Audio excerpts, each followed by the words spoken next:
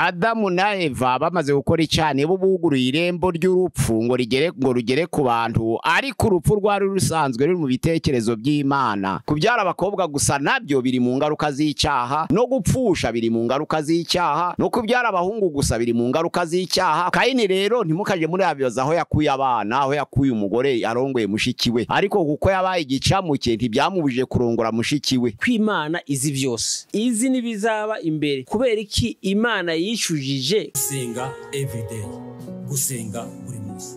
Nusenga uzanesha, nunanigwa gusenga uzaneshwa. Senga gusenga everyday, umurongo hamwe ukuri utugunyuraho ijambo ry'Imana. Senga uzanesha. Reka ngusuhuze inshuti ya gusenga everyday, nizere ko mumeze neza mu bisanzwe muri kumwe na Kiza Edouard, abari mu Rwanda shalom, abari mu Burundi shalom, muri Afrika mwese mumva ikirundi n'ikinyarwanda n'ikinyamurenge n'ikinyabwisha shalom. Turakunda ni gusenga everyday, ari ku mugabane w'Uburayi shalom, ari ku mugabane wa Aziya shalom, ku mugabane wa Amerika shalom, ku mugabane wa Oceania shalom. Tubahaye ikaze kuri gusenga everyday. Nkuko mubona kuri kamera turi kumwe na Dogitera Revera Dogiteri. Shalom shalom. Amakuru yanyu imeza? Murashima Imana? Turi bazima. Pasi mwatangira musuhuza abantu munasenga Imana. Turabakiriye abatugana kuri channel ya gusenga everyday, bene data bahatandukanye mu bihugu bitandukanye, imigabane itandukanye. Ni karibu kuri channel ya gusenga everyday, dusangire ibyo kurya byera Imana yaduteguriye. Mana ndagushimiye ndaguhimbaje ugize neza, tuje imbere yawe mu ntege nke zacu kugira ngo twongere imbaraga bene data bagiye gukurikira ijambo ryawe. Ugurura imitima ya benshi kugira ngo ijambo ryawe n'umwanya muri bo ribashe kubafasha kandi rikomeze benshi, rihindure benshi, kugira ngo mwami ubutumwa bwiza bwawe burusheho kwamamara mu mahanga yose, kandi inshingano Yesu Kristo yadusigiye isohore kuko ushaka. Tubyambaje mu izina rya Yesu Kristo, amena. Turi kuganira ku gitabo cy'Itangiriro, inshamake y'igitabo cy'Itangiriro. Turimo turaganira inshamake y'igitabo cy'Itangiriro. Twaganiriye igice cya mbere, igice cya kabiri, igice cya gatatu, inkomoko y'icyaha. Tugiye gutangira ku gice cya kane, inkomoko y'urupfu. Urupfu rwavuye he? Igice cya kane. Adamu na Eva bamaze gukora icane bo buguruye irembo ry'urupfu ngo rugere ku bantu, ariko urupfu rwari rusanzwe ruri mu bitekerezo by'Imana. Usome igice cya kabiri umurongo wa 8 kugeza ku wa 9 haravuga ngo mu ngo bya Edeni ishiramo igiti cy'igikundiro cyera imbuto ziribwa, hagati ishiramo n'igiti cy'ubugingo, ariko ishiramo igiti cy'ubwenge menyesha iciza n'ikibi. Uwiteka Imana ibwira Adamu na Eva ngo umunsi wakiriye no gupfa uzapfa. Urupfu rwari ruri mu bitekerezo by'Imana, ariko wakinguye kugira ngo rugere ku bantu ni Adamu wakoze icyaha. Mu Baroma igice cyaho cya 5 umurongo wa 12 avuga ngo urupfu rwazanye mu isi n'umuntu umwe. Urupfu rugera ku bantu bose kuko bakoze icyaha. Nuvuga ngo icyaha cyazanwe n'umuntu umwe mu isi. Cyaha kigera ku bantu bose kuko bose bakoze ibyaha, ariko cyaha kizanye urupfu, n'urupfu narwo rugera ku bantu bose. Nuvuga ngo umuntu yazanye icyaha, cyazanwe mu isi n'umuntu umwe. Cyaha kigera ku muntu we, ikigera ku bantu bose kuko bose bakoze ibyaha. Noneho cyaha kizana urupfu. Nuvuga ngo umuntu wese ukomoka kuri Adamu agenewe gupfa rimwe. Nukuvuga ngo yaba ari ugupfa rimwe cyangwa kabiri biterwa n'uwizeye n'utizera, ariko umuntu wese ukomoka kuri Adamu wese agenewe gupfa kuko urupfu rwazanywe na Adamu mu isi. Kayini rero amaze kwica Abeli, habaye ikibazo kuko bari abantu bane gusa. Umwe yica, Kayini yica Abeli, baba basigaye ari batatu. Nuvuga ngo 1/4 cy'abantu mu isi kiba kiragiye. 1/4 ni nkuko zaba miliyoni 2 n'igice kuri miliyoni 10. Nuvuga ngo 1/4 cyagiye. Abeli ku bantu bane bari benshi cyane ukurikije pourcentage. Umwe kuri bane ni 2,500,000 2 miliyoni. Ubwo nukuvuga ngo hano urupfu rumaze kuza mu isi, ntabwo Kayini yatanze bike imbere y'Uwiteka, w'ijambo ry'Imana riravuga ngo Kayini yafashe amaturo aje imbere y'Uwiteka na Abeli, ariko ijambo ry'Imana riravuga ngo Uwiteka areba neza ituro rya Abeli, areba nabi ntiyita ku rya Kayini. Icyatumye ataryitaho ni iki? Icyatumye Uwiteka atita ku ituro rya Kayini ni iki? Hariya mu Baheburayo igice cyaho cya 11 umurongo wa 4 haravuga ngo kwizera niko kwatumye Abeli atamba ituro riruta irya Kayini kuba ryiza imbere y'Uwiteka. Ariko hariya ubwo Uwiteka yabwiraga Kayini ngo ubabajwe n'iki amaze kutishimira ituro rye, ubabajwe n'iki? Nukora ibyiza nturemerwa, ariko nudakora ibyiza dore ibyaha byitugatugiye ku muryango, kandi niwe bishaka ariko ukwiye kubitegeka. Kayini agira uburakari, aho kugira ngo akore ibyiza ahubwo asimbukira murumuna we aramwica. Bisobanura ngo ituro rya Kayini cyatugiye ritemerwa nuko yaritanganye umutima mubi, kuko Uwiteka yari yawubonye. Aravuga ngo nukora ibyiza nturemerwa, ariko nudakora ibyiza dore ibyaha byitugatugiye ku muryango, ariko ukwiye kubitegeka. Bisobanura ngo Kayini yatanganye ituro rye umutima mubi. Amaze kuritangana umutima mubi rero Uwiteka ntiyaryishimira. Amaze kwica Abeli, Uwiteka Imana aravuga ngo dore amaraso ya muna wawe arantakira ku butaka. Amaraso y'abaziranenge arataka ku butaka, amaraso y'umuziranenge aratakira ku butaka. Uzaba igicamuke mu isi. Abantu baje bibaza ngo mbese Kayini ko yabaye igicamuke akarorongotana kangara, kandi akagira abantu bamukomotseho, kandi ku isi hari abantu 4 gusa hagasigara 3.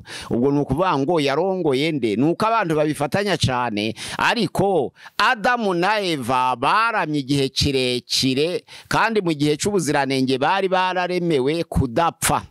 Ariko bamaze gukora icyaha bugurura irembo ry'urupfu, ariko nabwo barongera bararama. Kuko usomye igice cya 5 ku murongo waho wa mbere kugeza ku murongo waho wa 5 baravuga ngo abyara abahungu n'abakobwa. Abera amaze gupfa, Seti niwe yamushumbushije kugira ngo Imana imuhoze umubabaro. Seti bisobanura ngo shumbusho mu Kinyarwanda. Uwiteka Imana yashatse guhoza Adamu na Eva umubabaro kubw'urupfu rwa Abeli, imuha umwana witwa Seti kugira ngo azabe sekuruza w'abakiranutsi. Nuko aje kuba ikibazo nyuma, ariko ijambo ry'Imana riravuga ngo abyara abahungu n'abakobwa. Noneho muri Panorama de la Bible no muri dictionnaire biblique aravuga ngo Uwiteka yari yarateganije ko Adamu na Eva babyara abana 12 b'abahungu n'abana 12 b'abakobwa, bakaba 24. Ariko noneho abo 24 abahungu n'abakobwa, umuhungu n'umukobwa. Imana muri gahunda y'Uwiteka icyo bita ngo creation, kurema, umugambi wo kurema, yagombye kubyara umugabo akamubyara n'umugore we, abana bakaba 24, ariko abagore ari 12 n'abagabo ari 12. Umugambi rero ukomwa mu nkokora n'icyaha ntibyaba bigikurikiranye nk'uko Uwiteka yari biteguye, kandi uko yabiteguye mbere y'urupfu. Bagombye kurama iteka ryose bakabyara abana 24 bakoroka ku itegeko ry'Uwiteka, bakuzura isi nk'uko Imana yategetse, ariko icyaha kibikoma mu nkokora. Kayini aravuka, Abeli avuka ari umuhungu yakabaye umugore we. Noneho rero ubwo Satani yararangije kwinjira mu muryango no kuwusenya, yararangije kwinjira mu muryango nyuma y'icyaha. Uwiteka Imana iravuga ngo nukora byiza nturemerwa. Hariya rero yaragarutse arongora muri bashiki be, kuko Adamu na Eva bongeye kubyara abahungu n'abakobwa. Ubwo nubundi abahungu bakaja bashakana na bashiki babo, ariko noneho urupfu rwari rwatangiye, ubwo umubare ntiwangana. Nandizo mpamvu kubyara abakobwa gusa nabyo biri mu ngaruka z'icyaha, no gupfusha biri mu ngaruka z'icyaha, no kubyara abahungu gusa biri mu ngaruka z'icyaha, kuko ntibinezeza nk'uko umugambi w'Imana wo kurema. Ubundi Edeni mu gihe byasobanuraga uburyohe, ibyari muri Edeni byari uburyohe gusa, ariko biza gusharira kubera ingaruka y'icyaha. Haza urupfu, haza indwara, haza inzara, haza intambara, habaho kumwara, habaho kunuka, bigasozwa n'urupfu. Ibyo byose ni ibintu byabaye nkibiza, ariko nkingaruka y'icyaha cyakozwe na Adamu na Eva. Kayini rero ntimukaje muri abibaza aho yakuye abana, aho yakuye umugore arongoye mushiki we. nta handi abantu babaga, ariko kuko yabaye igicamuke ntibyamubujije kurongora mushiki we. Ubwo noneho rero arabyara, amaze kubyara urubyaro rwa Kayini ruramanuka ku gice cya kane aho ngaho, ariko noneho ku gihe cya Kayini niho hakomotse indi mirimo, kuko mu ngobyi ya Edeni imirimo yaremwe ni ukorora no guhinga, niyo mirimo yahawe umugisha. Ariko ibindi byose by'ubukorikori byaje nyuma y'icyaha. Hano kuri Kayini niho haje abacuranzi, niho haje abacuzi b'imiringa, ni ukuvuga ngo letekinisiye, abantu bose b'abacuranzi, abahanzi, niho batangiye mu rubyaro hara rwa Kayini. Ni ukuvuga ngo indi mirimo yose yatangiye nyuma y'icyaha, ariko guhinga no korora nibyo byahawe umugisha, byabayeho mbere y'icyaha. Ariko tumenye ko mbere y'icyaha ntabwo amatungo yari ayo kurya, ahubwo yari tuwarisime, kwari ubukerarugendo. Umuntu akitegereza akishima, agakora ku ntare akishima, agakora ku ngwe akishima, agakora ku nka akishima. Byari tuwarisime kugira ngo binezeze umuntu, ntabwo byari ibyo kurya. Kandi ko n'umuntu ari we wari warabyise amazina, umuntu yakwita izina Uwiteka akavuga ngo iryo ni ryo rikwiriye kuba iryabyo, iryo ni ryo rikwiriye, iryo ni ryo rikwiriye. Ntabwo Imana yamugisha imbaga ko yabimuhereye uburenganzira ngo abyite amazina. Kayini rero abyarana na mushiki we abana, ariko nyuma y'icyaha ku rubyaro rwa Adamu, Uwiteka kubw'igihano habaye kugabanuka kw'imyaka yo kurama, kuko ingoma y'iteka kurama iteka ryose byabaye imyaka 900. Na nizo mpamvu munsi y'imyaka 1000 Metusera yaramye imyaka 969, Jeredi yaramye imyaka 962, ariko Yurameki yaramye imyaka 777. Aho hagati ni abantu bose bakabakabye, kuko Adamu yapfuye afite imyaka 930, ariko Nowa yapfuye afite imyaka 950. Ubwo kwari munsi y'1000, ariko bitari munsi ya 700. Yari imyaka myinshi yo kurama rero, ariko umugambi w'Imana kwari kugira ngo mu gihe cy'umutima nama nisubiraho akihana, agakora ibinejeje Uwiteka, Uwiteka aramusubiza ku gihe cy'ubuziranenge. Ariko umuntu arushaho kononekara no kwangirika. Imyaka yo kurama rero yari igiyeze iri munsi y'1000, ariko ari 900 nayo yari myinshi. Iyo badakora ibyaha abantu bakaguma niyo nayo yari myinshi. Ariko Uwiteka Imana ibona ko kurama kw'abantu kudatuma bakora ibyiza, ahubwo kurama kw'abantu gutuma bakora ibibi. Bamaze kwiyonona rero, Imana yari yatoranije Seti nka shumbusho, nk'umwana wo gusimbura Abeli, kugira ngo ahoze Adamu na Eva amarira. Ubwo na Seti nawe arongora mushiki we, ariko Uwiteka yari yateguye ko yagombye kuba umuryango wubaha Imana, akabyara abana b'Imana. Ariko siko byagenze. Seti yagombye kubyara abana b'Imana, ariko siko byagenze. Uko abana ba Seti bariyononye baja kurongora mu bana mu rubyaro rwa Kayini, nibo bakobwa b'abantu. Babana b'Imana bamaze kurongora mu rubyaro rwa Kayini abakobwa b'abantu, bari bafite intego yo kuzabahindura abana b'Imana, ariko ahubwo abakobwa b'abantu babahindura abana b'abantu. Abantu barushaho kwiyonona. Nandi zo mpamvu ijambo ry'Imana riravuga ngo abantu bamaze kugwira ku gice cya 6, noneho babyara abakobwa. Ijambo ry'Imana ryavuze kubyara abakobwa atari uko babyara abakobwa gusa, ahubwo ari uko mu bakobwa arimo Satani yashakiye inzira yo kurimbura isi. Ni ukuvuga ngo hashutse Eva. Nizo mpamvu babyaye abakobwa baba intandaro yo kubyara abantu barebare banini, bari birangirire ku isi. Ni urubyaro rwa Seti rwari rwarateguye kubaha Imana, bariyonona baja kurongora mu bakobwa ba Kayini. Bagiye kubyara babyara abantu banini barebare, ngo nizo za ntwari za kera. Abantu benshi babaja bagira ikibazo ku bana b'Imana ahangaha. Ariko abana b'Imana bagizwe n'amatsinda 3. Yohana igice cya 1 umurongo wa 12, ariko abamwemeye bose bakizera izina rye yabahaye ubushobozi bwo kuba abana b'Imana. Abo ni abakristo, ni itorero. Yobu igice cya 1 umurongo wa 6 harabanga ubw'abana b'Imana bajaga gushengerera Uwiteka, Satani nawe akagendera hagati yabo. Hari abana b'Imana na abamarayika.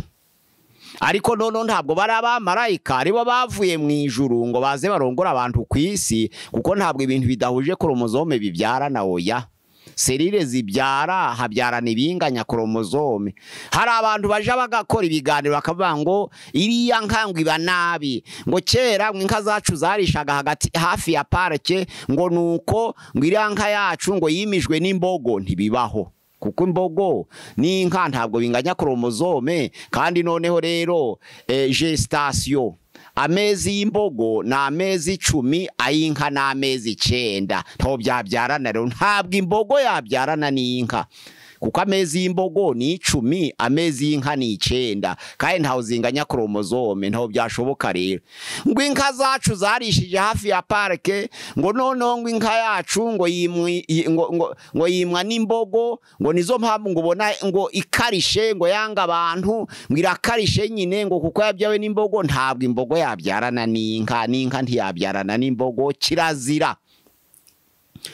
Ntawo byashoboka. Iyo zitanganya koromozome zikaba zitanganya amezi ya gestation, amezi 10 n'amezi 9, ntaho byaremwe gutandukanye, ni amatungo atandukanye.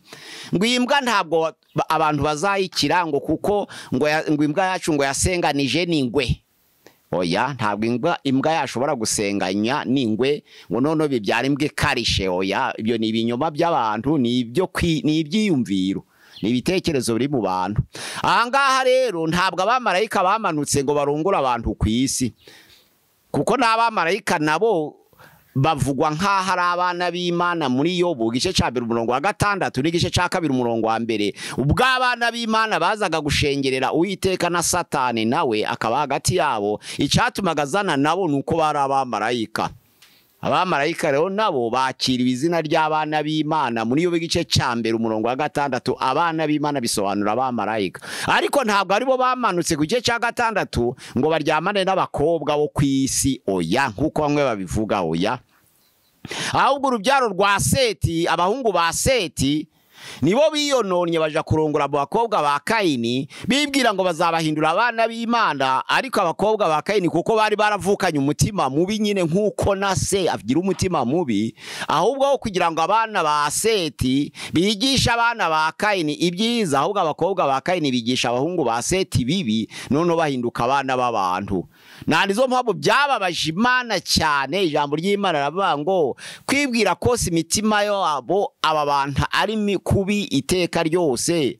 Imana ibona ko abantu ari babi, kandi ko kwibwira kose imitima yabitekereza ari kubi iteka ryose, bituma Uwiteka yicuza ko yaremye abantu, bimutera agahinda mu mutima. bigera ubw'Imana ubwayo yaremye abantu igira agahinda mu mutima, iravuga ngo je décide, ngiye kudetruiza, ngiye gusenya, ngiye kurimbura urubyaro rwose naremye. ngo ariko Nowa agirira umugisha ku Uwiteka kuko yubahaga Imana. ariko abantu bose bararimbuka, amatungo yose ararimbuka kubw'ibyaha by'ubugobe by'urubyaro rwa Kayini na Seti. abantu bose bararimbuka. Uwiteka arokora Nowa n'umugore we n'abahungu be 3 n'abakazana be 3. ijambo ry'Imana rivuga ngo bose baba 8 ku bantu bari bageze ku 6 ku isi, kuko Nowa yari uwa 10 kuri Adamu. ngo yari uwa generation ya 10, Nowa yari uwa 10, kuko bavuga ngo umwe abyara undi abyara, yari uwa 10 kuri Adamu. bari benshi, baevariwe hagati ya 6,000 byari ku isi, akaroko ku 8. urumva kuyungurura kw'Imana nuko kuri. abana b'abantu rero abana b'Imana bitegereza abakobwa b'abantu, bisobanura ngo urubyaro rwa Seti rwitegereza abakobwa ba Kayini, rurabitegereza ngo rutoranya mwabo rwarongorana nabo, rusanga abakobwa ba Kayini nubwo bafite umutima mubi ari beza. kandi Imana nayo rero mu miterere yayo yaremye abantu kandi kabibakunda kimwe. ubwo nuvuga ngo abakobwa ba Kayini bagiraga uburanga cyane bukabije, kandi ari abakobwa b'abantu. abahungu ba Seti babahisemo ngo barongorane nabo, imbaraga z'abakobwa ba Kayini zirushiza imbaraga z'abahungu ba Seti, babahindura abana b'abantu. nandizo mpamvu urugo ugira imbaraga n'umugore, umugore yahindura umugabo mu buryo bumworoheye kuruta uko umugabo yahindura umugore. icyo umugore ashaka kenshi nico gikorwa mu rugo kuruta icyo umugabo ashaka. kubera iki? kubera influence afite muri urwo rugo, kandi urugo akaba ari urw'umugore imbere. Umugore akorera umugabo akora iby'inyuma bireba iterambere, ariko umugabo gucunga inzu n'urugo bireba umugore. Umushitsi rero wakiriwe n'umugore amererwa neza, ariko umushitsi wakiriwe n'umugabo amererwa nabi. Narizo mpamvu umugabo z'ubwenge iyo abantu baje gucumbika bati ntabwo mwaduha icumbi, umugabo z'ubwenge aravuga ati nanjye ndumushitsi, nanjye ndacumbitse. Muje gucumbika ariko mwabajije nabi, mwibeshe, mwabicuritse, mwayobye, mwabyicumbitse. Mwari kubaza nyir'urugo mubaze nguriya, none akabarangiraho umugore wari, akaba ari we wasaba icumbi, niwe ufite imbaraga. Nizo mpamvu abakobwa ba Kayini bagize imbaraga cyane, banesha abahungu ba Seti, babahindura abana b'abantu. Babana b'abantu ntibubaha Imana, ahubwo gutekereza no kwibwira kwa imitima yabo yatekerezaga kwari kubi iteka ryose. Imana yicuza impamvu yaremye umwana w'umuntu. Niho noneho habaye uburakari bukomeye. Imana ikura abantu ku myaka 900, yo 120. Iravuga ngo iminsi yabo izaba 120. Ico gihe rero abana b'Imana bamaze kurongorana n'abakobwa b'abantu, imyaka yo kurama iragabanuka kubera ingaruka z'icyaha. Nuvuga ngo mu ngaruka z'icyaha no gukenyuka ni ingaruka z'icyaha. Aretse ko Imana imaze gutanga imyaka yo kurama, hari abarusha abandi kurama ari bo babi, ariko gukenyuka ni ingaruka y'icyaha. Gukenyuka ni ingaruka y'icyaha. Abo bantu rero Uwiteka Imana kubw'uburakari ibaha imyaka 120. Ariko ijambo ry'Imana riravuga ngo Imana kuko yicujije impamvu yaremye abantu, iravuga ngo nzarimbura abantu bose naremye, uhereye ku bantu, amatungo, ibikururuka, ibyigenza, ni vigitime mbese. Iyo habaye intambara itegurwa n'abantu, hakarwana abantu, ariko ikiribwa cyane ni amatungo. Pastor, ukiraho hari ijambo waruvuze ngo Imana iricuza ico yaremeye umuntu. None se pasiteri, ko Imana izi byose, izi umuntu atekereza, izi nibizaba imbere, kubera iki Imana yicujije kandi izi ko irema Adamu yari izi ko bino bintu bizaba? Kubera iki Imana yicujije? Imana yababajwe no guhitamo nabi kwa Adamu na Eva.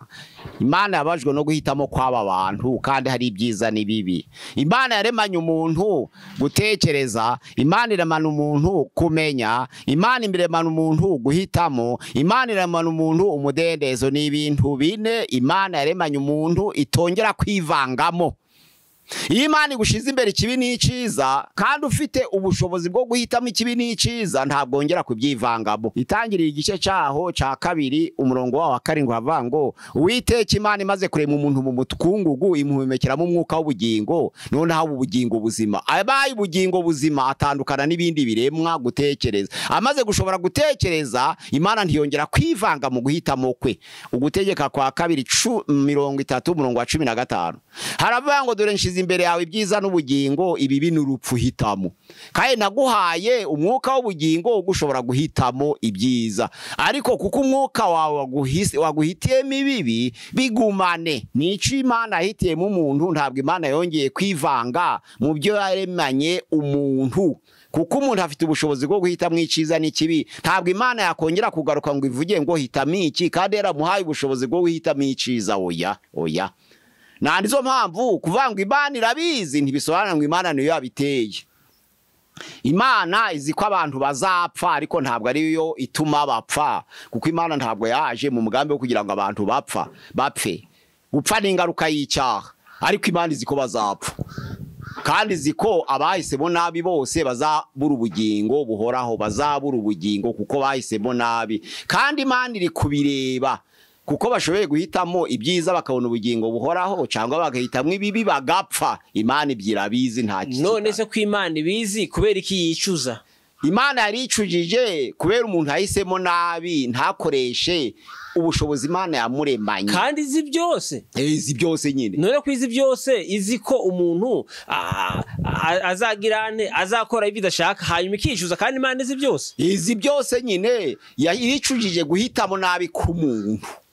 Yicuje guhitamo, yarivuga ati kuko umuntu afite ubushobozi bwo guhitamo neza, ntabihitemo neza, birambabaje. kandi kuriya kwicuza ntabwo ari repentance ntabwo ari penitence ahubwo ni regret. Ni ukuvuga ngo umuntu narinzi ngo arakora ibyiza kuko abishoboye none arayobye.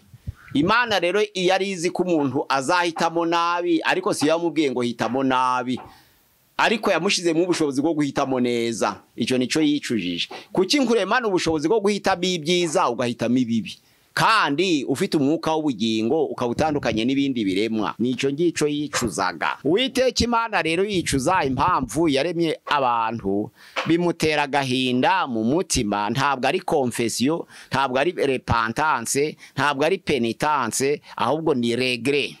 Kuvuga ngo kuregreta umuntu, kuregreta bisobanura no kwicuza, na penitence bisobanura no kwihana, repentance bisobanura no babarirwa ibya, na confession biratandukanye. Mu gifaransa ni regret, ntabwo ari ukwishuza bwa penitence. Oya, Imana rero yari ibizi kandi yamuremanye guhitamo ibyiza, ariko umuntu ahitamo ibibi. Uwiteka Imana irababara kuko yahisemo nabi kandi ashoboye guhitamo neza. Ngiki cababaje Imana, ngiki cababaje Imana. Cababaje Imana pastor, kuvuga ngo cababaje Imana, je sinimo numva ingene Imana izi byose, izi ivyo umuntu atekereza, izi bizabaho biri imbere byose.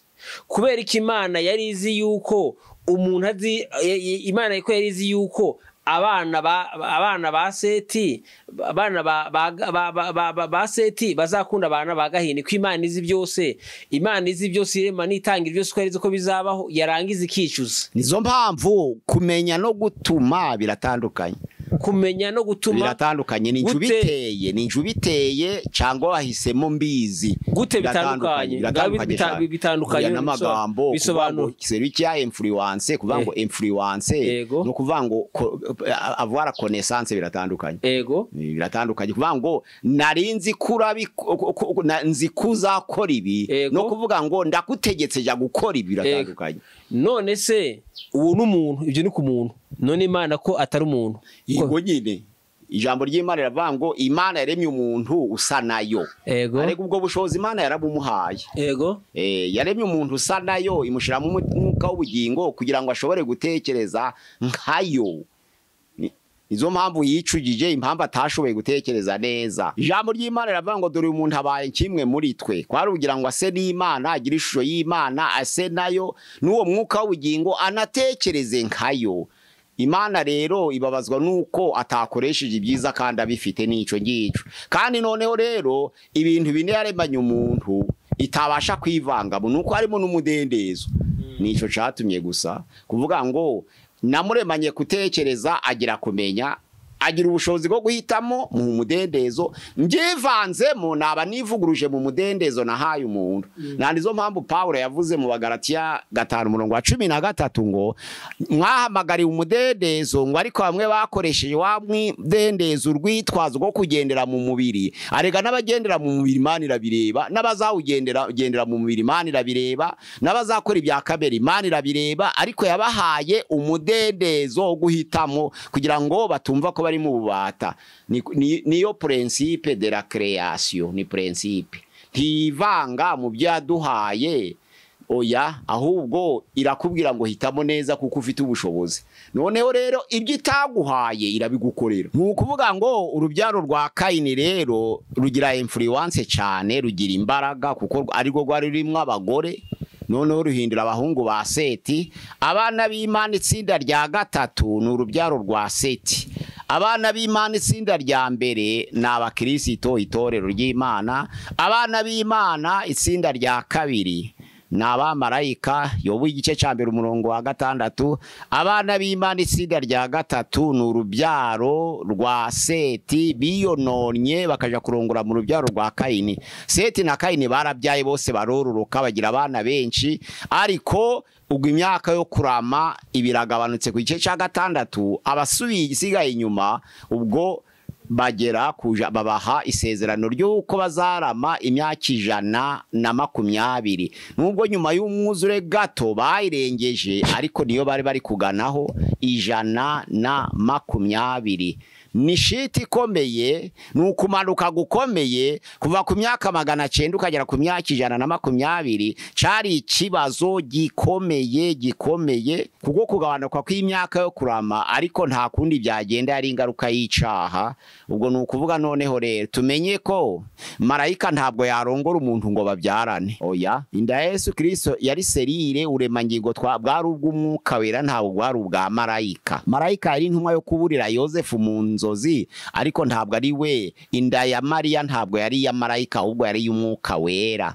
Ubwo rero marayika ntabwo yaryamana n'umuntu ngo babyarane. Oya, badahuje serire na kromozome ntibyashoboka. Umuntu abyarana na mugenzi we, itungo rikabyarana na mugenzi waryo, ariko ntabwo abantu babyarana n'amatungo. Nubwo benshi biyononye mu Kubalewi igice cyawo ca 18:21 kugeza ku 22, bamwe bakiyonona bakatingana bakarongora abagabo, abandi bakiyonona bagabana n'amatungo, ariko nta mugabo wabyaranye n'undi, nta n'umugabo wabyaranye n'itungo. Oya, nukwiyonona kwaje mu bantu. Marayika rero ntabwo ari wamanutse ngo arongorane n'abakobwa b'abantu noneho ngo babyara abantu barebare b'intwari za kera, ari b'Imana yarimbuye mu gihe c'umwuzure. Oya, ab'Imana yarimbuye mu gihe c'umwuzure bari bategekwa n'ababyarwa n'abahungu ba Seti n'abakobwa ba Kayini. Nubwo n'abarumuna babo babyaye abandi, kuko ntabwo umubare w'urubyaro rwa Adamu uri muri Bibiliya, ariko muri panorama de la Bible ubushakashatsi bwerekanye ko babyaye abana 24. Icahindutseho nuko bagiye bavuka bapfa, ariko niwo wari umugambi w'Imana mu gihe cyo kurema. Muri principe de la création abana 24 n'abana bakobwa 12 n'abahungu 12. Birahinduka rero, umubare w'abakobwa ntihongera kungana n'abahungu kugira ngo akaga kabeho. Noneho haza urupfu, abantu bamwe baba bake abandi baba benshi, birango akaga kabeho. Na n'uyu munsi ako kaga kaja kavugwa ngo hamwe abakobwa baba benshi kurusha abahungu, ahandi abahungu bakaba benshi kurusha abakobwa. Kikaba kibaye ikibazo koko, ariko ni ingaruka y'icaha. Bakagombye kungana mu gihe c'ubuziranenge aho batari baragenewe gupfa, ariko nta kundi n'ukwakira ingaruka y'icaha. Ubwo rero abo bana bariyonona, babyara abantu banini barebare, ngo nizo za ntwari za kera zari birangirire. Nasomye muri commentaire biblique bavuga ko mu gihe ca Kayini na Abeli abantu bari bakigira uburebure bwa metre hafi 5 cyangwa hagati y'metre 5 n'6, bari barebare cyane. Baragabanuka kugeza mu gihe ca Dawidi, hari abakigeza kuri 3 metre. Nka Goliyati yari afite 3 metre z'uburebure, sikude yari muremure cyane. Ariko none abantu bagenda haba ikintu citwa degenerescence ku bintu byose. Abantu burebure buragabanuka, imbaraga ziragabanuka, ubwenge buragabanuka. Ni ingaruka y'icaha.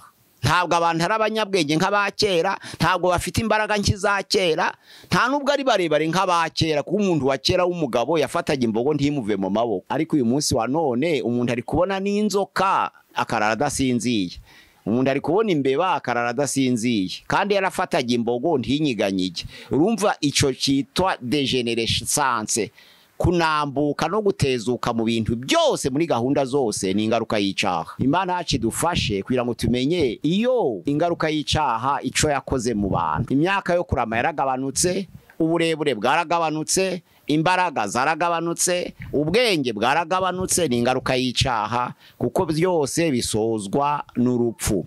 Ariko noneho ijambo ry'Imana mu Bakorinto wa mbere igice cyawo ca 15:45 haravuga ngo nubwo Adamu wa mbere yazanye urupfu mw'isi, ariko yari ubugingo buzima. Adamu wa kabiri rero ari Yesu Kristo, yaje ari umwuka utanga ubugingo. Muri Yesu ntabwo abantu bapfa, bapfa uwo mubiri gusa, ariko uwo mubiri ubutaka, umwuka asubira ku Mana. Noneho igihe cyo kuzuka, abapfiriye muri Yesu nibo bazabanza kuzuka mbere, kugira ngo twese hamwe n'abazaba bakiriho duhindirwe basha, ariko tumusanganire mu bicu. Ijambo ry'Imana vanga ibyo nibyo byiringira abantu bafite, kugira ngo bamenye ko bazabaho igihe cy'ingoma y'iteka.